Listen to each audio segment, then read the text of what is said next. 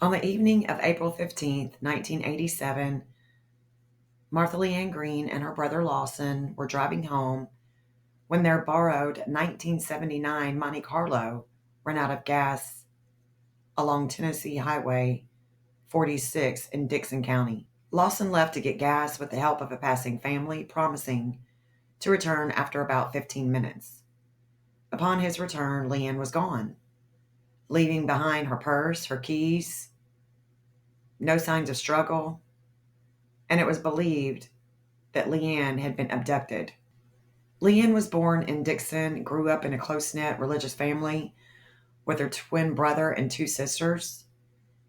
She is described as being beautiful, intelligent, kind, and shy, and has a strong connection to her local church. At the time she disappeared, she was a junior. She was eagerly anticipating the upcoming junior prom, for which she had worked hard and purchased a beautiful pink dress with accessories. The law enforcement response was criticized for being slow, for being dismissive, thinking that she had just walked off. Maybe someone she knew pulled up and she got in the car with them. Despite the family's insistence, that was unlikely. Leanne would not get out of the car for anyone unless she knew them or they were a police officer. The car was not immediately impounded. It was not scoured for fingerprints or evidence. It began to rain that night, and the scene was definitely compromised by numerous volunteers touching all over the vehicle. Tennessee Bureau of Investigation, the TBI, they joined the investigation 5 days later after Leanne had disappeared. They focused their attention on the twin brother, Lawson, who passed a polygraph. Searches of the surrounding area and the roadblocks yielded no results. A key figure in the investigation was Robert McKinley Richards, 22-year-old with a history of impersonating law enforcement officers who also committed sexual assaults on women. In July 1987, Richards attempted to abduct a nurse, Marcia Ert, by falsely pulling her over with a blue light, police gear, and she escaped. Richards was arrested and linked to multiple crimes, including the disappearance of nurse Teresa Ann Butler in 1986, whom he did confess to abducting and murdering, and her body has yet to be found. Richards also confessed multiple times to abducting and murdering Leanne Greene. Even under hypnosis, he revealed details only the killer would know, such as Leanne being on her menstrual cycle, wearing specific jewelry. Problem is that he repeatedly confessed and then recanted those confessions. Leanne has yet to be found. And when asked by a police officer, why won't you just tell us where she's at? And he said, I can't give her up. Richard's background included a troubled upbringing, a fascination with law enforcement, and impersonating so he could commit violent crimes against women. He was known to carry police uniforms and equipment, but the question has to be asked. And after almost 40 years of Leanne being gone, why was Richards in Dickson? So we have Robert McKinley Richards, who is constantly coming to Dickson from Memphis, visiting a childhood friend. Did that childhood friend also go to Memphis to visit Richards? How close were they? And who is this childhood friend? Before I get into who this childhood friend is, let me just say that Martha Leanne Green went by Leanne. She worked at the Holiday Inn. Her twin brother Lawson, who was driving the 1979 Silver Monte Carlo, that ran out of gas. It was their cousins. He had borrowed the cousin's Monte Carlo the night before, intending to also go to prom himself and to take Leanne and her date to the prom the next night. When the car ran out of gas on Fabric Road, the car that pulled up was a church family, a man and a woman and 2 kids. Leanne chose to stay behind. The doors were locked. And when Lawson comes back to the car, he puts the gas in the gas tank and knocks on the window for her to unlock the door, and she was not there. Everything was left inside the car. There was no struggle.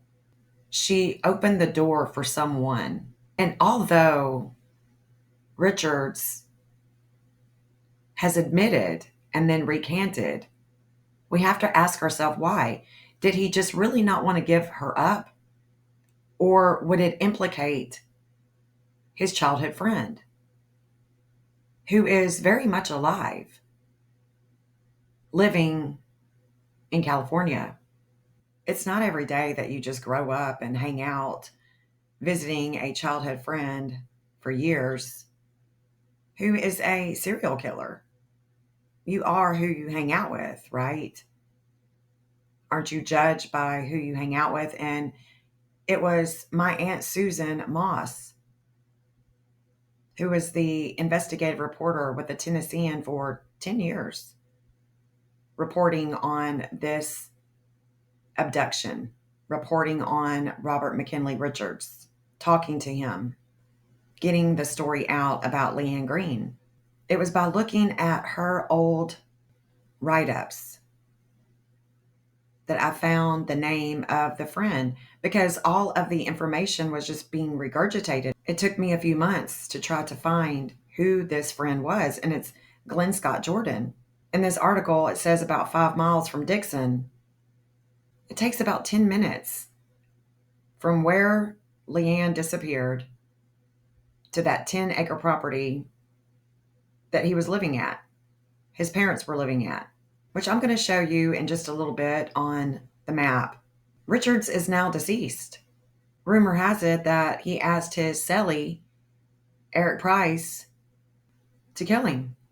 Basically told him, if you don't kill me, I'm going to kill you. That's the rumor. You can do your own due diligence in regard to who could have done what. But the thing is that Richards confessed over and over again, and he knew things that nobody else would know. And it was his MO to pull up behind women, acting as a police officer, taking them to abandoned properties.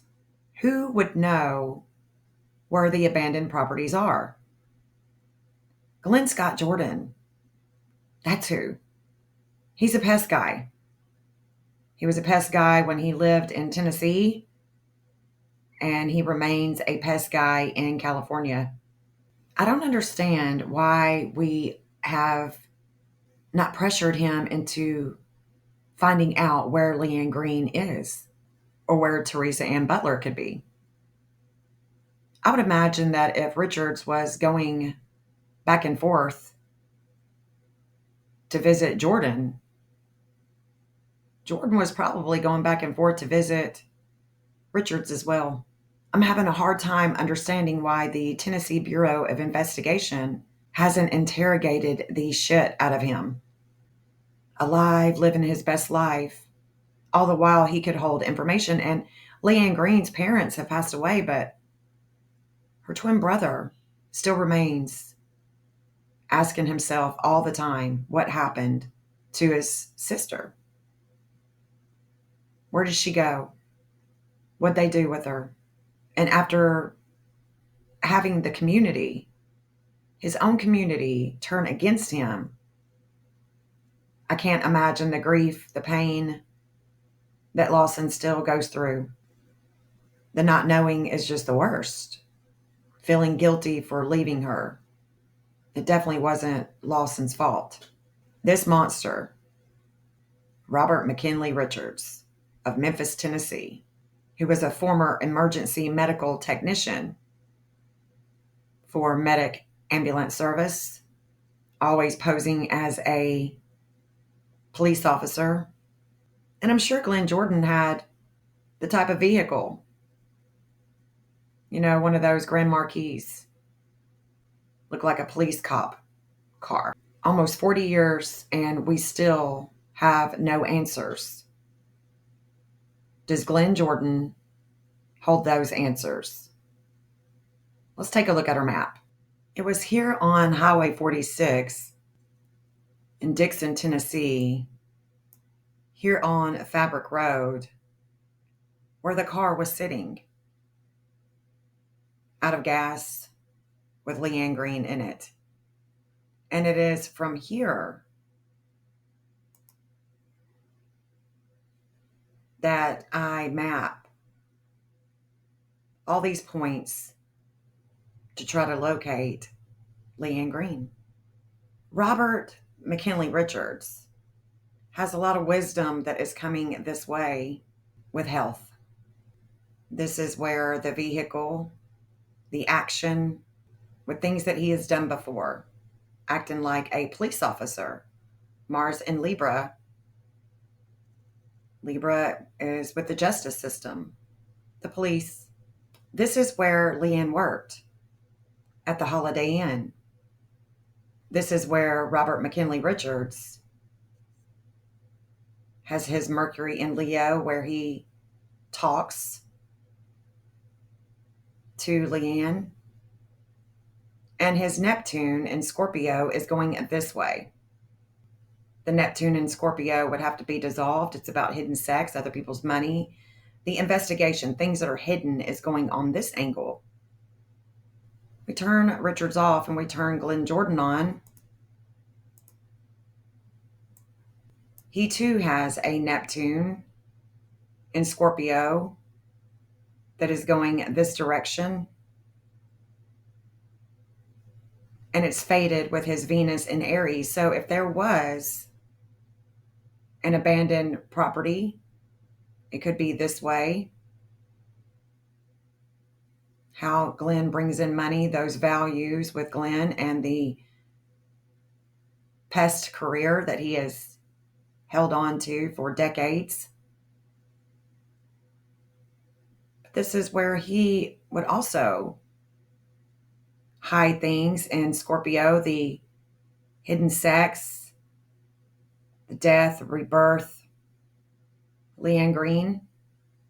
Here's the TBI.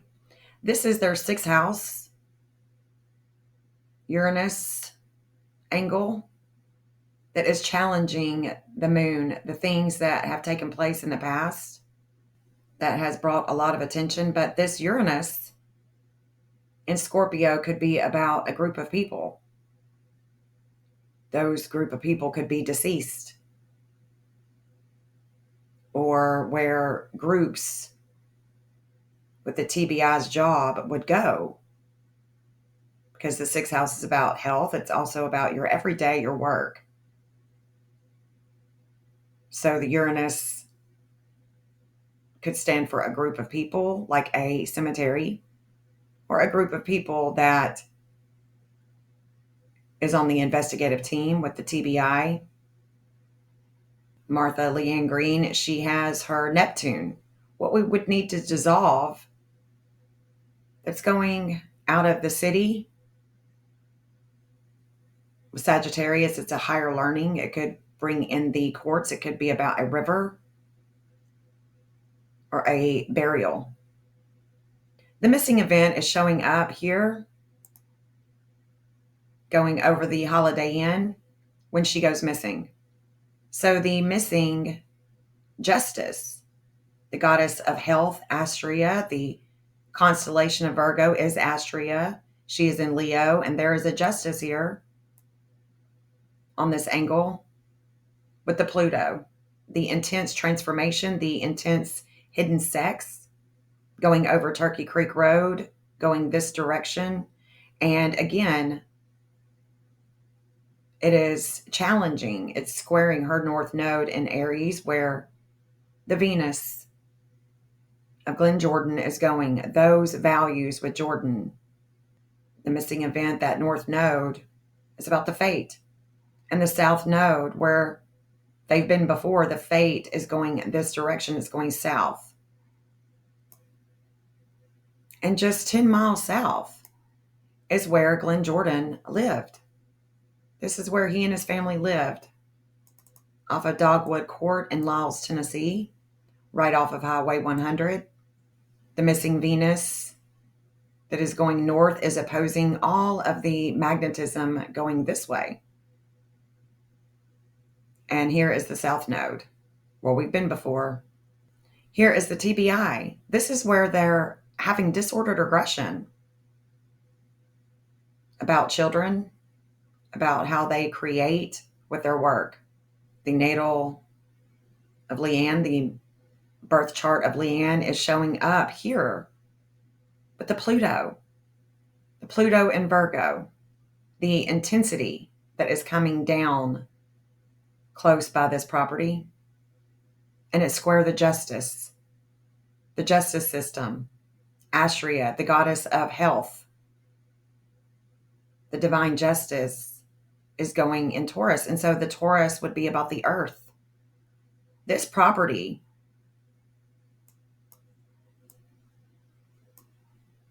means something. Glenn Jordan, from Fabric Road all the way down, going right over his property, opposes the pain, the Chiron that he has. And this is where he has a lot of enlightenment with the physician Apollo, who brings enlightenment about health. I just can't make it up. And Robert Richards, his Apollo, the physician that's squaring that moon, is going right here. So we have her Pluto, Richards' physician, Jordan's physician, and the disordered aggression, the dark moon. Their Saturn, the TBI Saturn, is coming here as well. And this property was surrounded by woods. There was not a whole lot of properties here in the 80s. It is this angle, this hot spot, these two hot spots that I'm interested in. And I'm interested in them because her Neptune is here. Things that we need to dissolve with endings and acceptance. Things of the past with Pisces. Because we know that Jordan and Richards were more than likely intoxicated. They like to drink and party. The state of Tennessee, their Neptune is also here. So we have her Neptune, the state of Tennessee's Neptune, where they receive leads. The sixth house of Scorpio, the Uranus with the TBI. There's a lot of group effort here. And then we have Glenn Jordan's Neptune. And we have Robert Richards' Neptune. And let's go closer in so I can show you why I'm really interested. Because there is an old cemetery here off of East Plunders Creek Road. I'm interested in this back Piney Road, going there and looking for Leanne's remains here.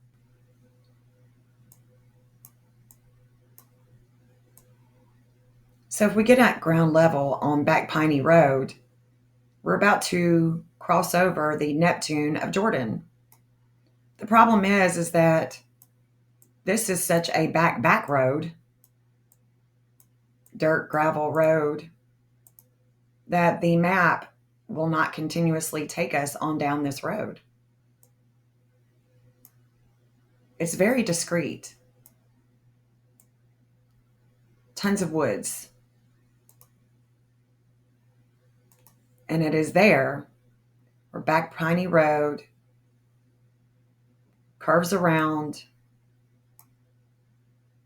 and then you take a right on East Plunders Creek Road, and there is an old cemetery here. This is where I think that Martha Leanne Green could be found. And I would say she would be found closer to where the Tennessee lines are, right through here.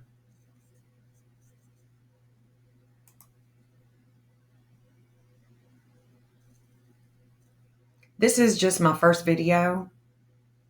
I'm definitely going to go to this area for my part 2. So stay tuned. The maps that I create for the missing or for fugitives are best utilized and worked with the law enforcement with the information that they know. I am the only one in the world that I know who maps the missing and fugitives like I do. This is an innovative study, whereas I am analyzing behavior from the planetary spheres of influence and the geometric angles at the time someone goes missing. Those geometric angles are telling a story. The challenges that are happening at the time, from the point of where that person disappeared from. And like I said, this is only part 1. Part 2 is going to consist of this area with my search for Martha Leanne Green, who went missing in Dickson, Tennessee in 1987. Until my next video, peace out.